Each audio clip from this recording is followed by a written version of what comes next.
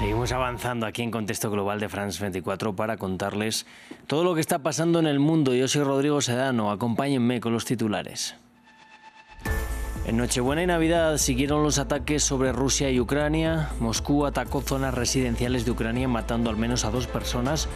Los ucranianos atacaron una refinería rusa y una planta de procesamiento de gas. Al tiempo, Moscú dijo que las negociaciones de paz avanzan lentamente. Y en Venezuela, el Comité de Madres en Defensa de la Verdad informó que en la madrugada del jueves se excarceló a 71 personas. Todos habían sido detenidos en las protestas tras las presidenciales de 2024. El comité pidió la libertad de todos los detenidos en esas protestas. Y en el sur de California se han registrado las tormentas y lluvias navideñas más intensas en los últimos años. Los bomberos han tenido que evacuar y rescatar a personas atrapadas y el gobernador Gavin Newsom declaró el estado de emergencia. Comenzamos.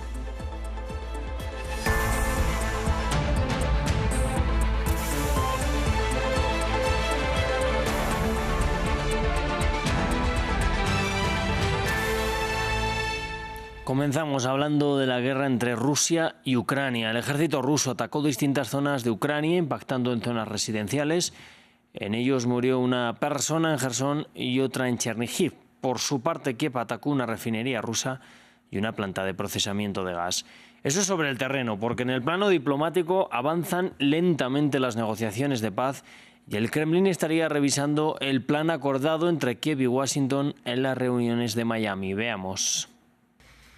Este jueves, las ciudades ucranianas de Jersón y Chernihiv fueron golpeadas por ataques rusos que causaron fuego, destrucción y muerte en edificios residenciales, mientras que Moscú informó que el ejército ucraniano atacó con misiles la refinería de petróleo de Novoyachtynsk, uno de los mayores proveedores de productos petrolíferos del sur del país.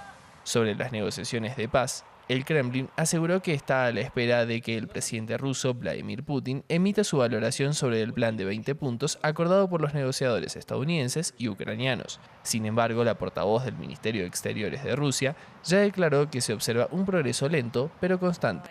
Esto va acompañado, como ya se ha dicho repetidamente, de intentos altamente dañinos e incluso maliciosos por parte de un grupo de países, principalmente de Europa Occidental, de torpedear estos esfuerzos y descarrilar todo el progreso diplomático alcanzado. En nuestro diálogo con la administración estadounidense, instamos constantemente a nuestros colegas a contrarrestar activamente este proceso destructivo. Por su parte, el presidente ucraniano Volodymyr Zelensky afirmó haber tenido este mismo jueves una muy buena conversación con los enviados estadounidenses Steve Witkoff y Jared Kushner. Hoy hablamos con representantes del gobierno de Estados Unidos casi una hora. Fue una conversación muy interesante con muchos detalles.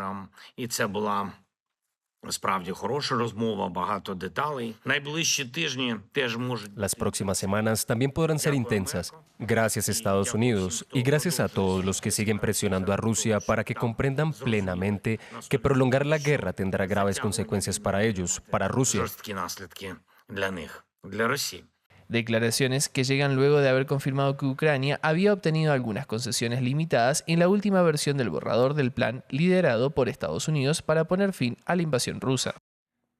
Y desde el balcón de la Basílica de San Pedro, el Papa León XIV compartió sus deseos de Navidad, pidió justicia, paz y estabilidad para los países de Medio Oriente en guerra y valor para que Rusia y Ucrania puedan dialogar de manera sincera y directa. Ante una multitud, el jerarca católico dio su primer mensaje navideño. También hizo un llamado a rechazar el odio y la violencia. Dacil Lanza nos lo cuenta. Primera misa de Navidad del Papa León XIV. En un llamamiento inusualmente directo durante lo que normalmente es un servicio espiritual solemne, el día en que los cristianos de todo el mundo celebran el nacimiento de Jesús, comparó la situación de Cristo con la de los gazatíes. El Verbo ha plantado su frágil tienda entre nosotros. ¿Cómo no pensar entonces en las tiendas de campaña de Gaza, expuestas durante semanas a la lluvia, el viento y el frío, y en las de tantos otros refugiados y desplazados en todos los continentes, o en los refugios improvisados de miles de personas sin hogar en nuestras propias ciudades? León, quien celebra su primera Navidad tras ser elegido en mayo para suceder al difunto Papa Francisco, muestra un estilo más discreto que su predecesor y suele abstenerse de hacer referencias políticas. Sin embargo, ha hablado sobre Gaza en varias ocasiones y dijo el mes pasado que la única solución al conflicto entre israelíes y palestinos debe incluir un Estado para estos últimos. Más tarde, desde el balcón central de la Basílica de San Pedro, pronunció su mensaje y bendición Urbi et Orbi a la ciudad y al mundo, que generalmente aborda conflictos globales. Oremos de manera particular por el pueblo mártir de Ucrania, que cese el clamor de las armas y que las partes implicadas, con el apoyo y el compromiso de la comunidad internacional, encuentren la valentía de entablar un diálogo sincero, directo y respetuoso. El Papa, que ha hecho de la atención a los inmigrantes un tema clave, lamentó la situación de los migrantes y refugiados que atraviesan el continente americano. León, quien en el pasado ha criticado la represión migratoria de Donald Trump, no mencionó al mandatario. Pues precisamente el mandatario de Estados Unidos, Donald Trump, aseguró en sus redes sociales que su país ha llevado ataques aéreos en los que ha matado a militantes del Estado Islámico en el noroeste de Nigeria. Trump alegó que habían estado atacando a cristianos en la región y un funcionario estadounidense aseguró que las autoridades nigerianas habían pedido el ataque como ayuda. El Departamento de Guerra ejecutó numerosos ataques perfectos, como solo Estados Unidos es capaz de hacerlo. Bajo mi liderazgo, nuestro país no permitirá que el terrorismo islamista radical prospere. Que Dios bendiga a nuestras Fuerzas Armadas y feliz Navidad a todos, incluidos los terroristas muertos, de los que habrá muchos más si continúa su matanza de cristianos. Y antes también en el día, en Nigeria, un ataque a una mezquita dejó al menos 5 muertos. Son cifras de la policía, que reportó también al menos 35 heridos luego que un presunto atacante suicida detonara un explosivo en el interior del templo. Por el momento ningún grupo se ha atribuido el ataque, si bien en la zona hay una fuerte presencia de Boko Haram y su facción ISWAP.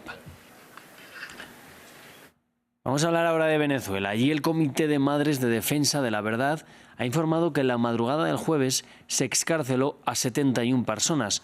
Se trata de 65 hombres, 3 mujeres y 3 adolescentes. Todos ellos habían sido detenidos en el marco de las protestas tras las elecciones presidenciales de 2024.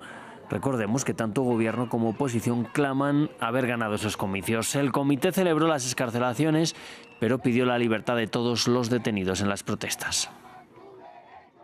Esta noticia nos desborda el corazón de alegría y nos llena de esperanza.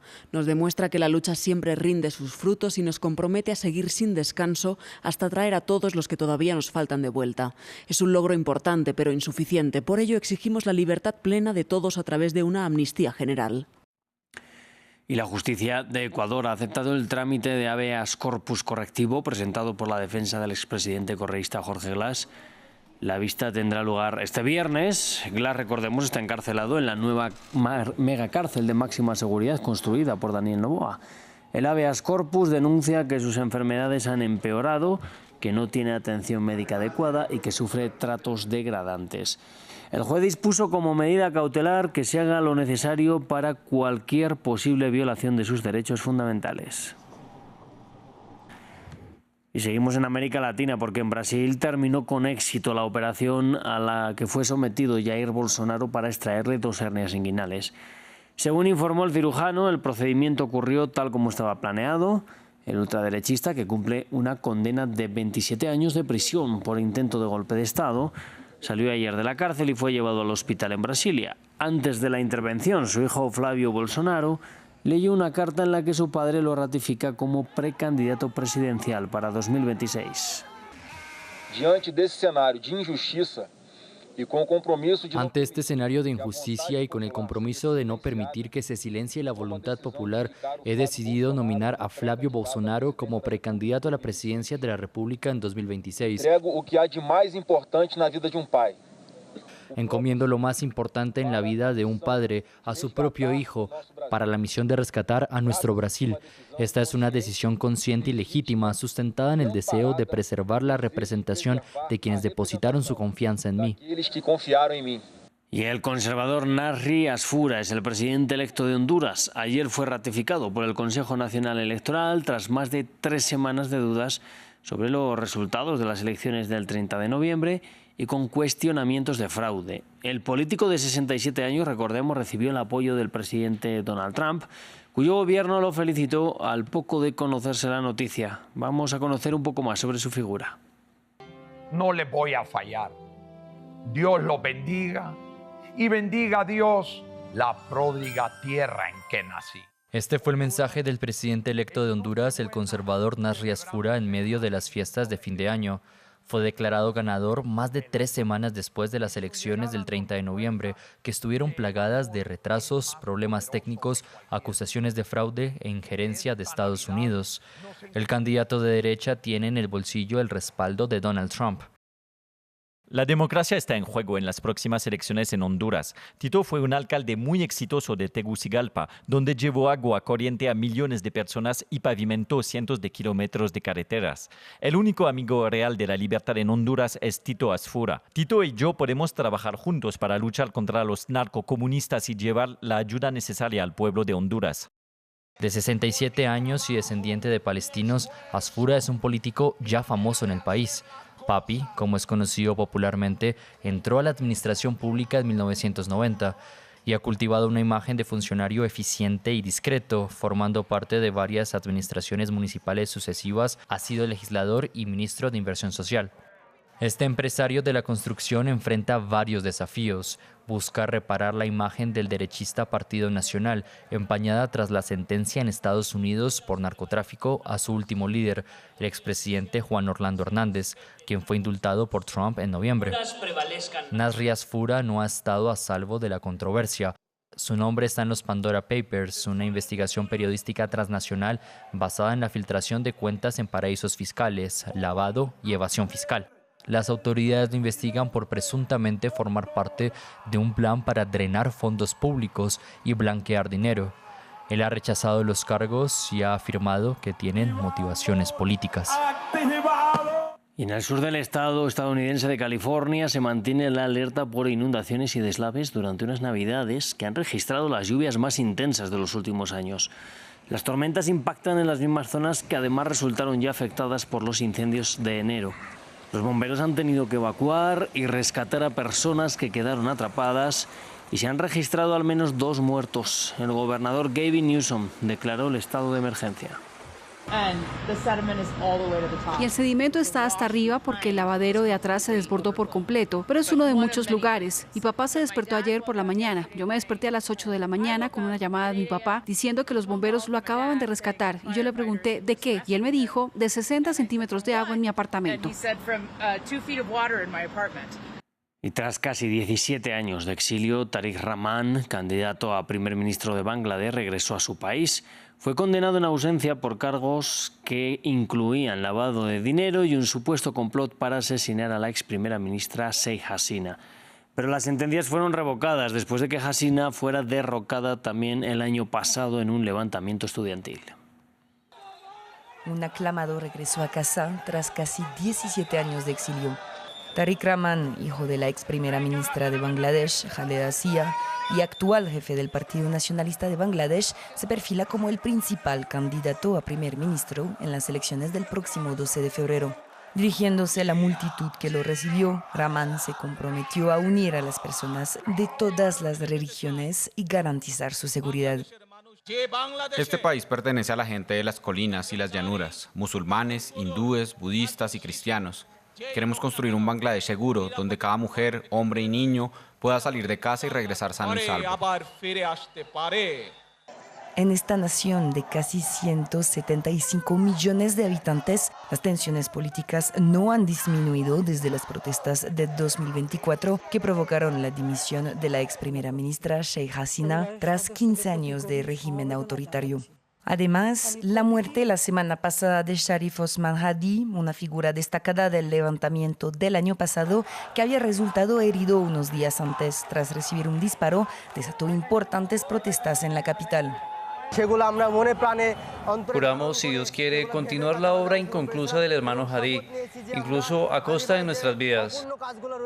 Y para proteger la soberanía de nuestro país, estamos dispuestos a dar nuestra vida y nuestra sangre, sea cual sea.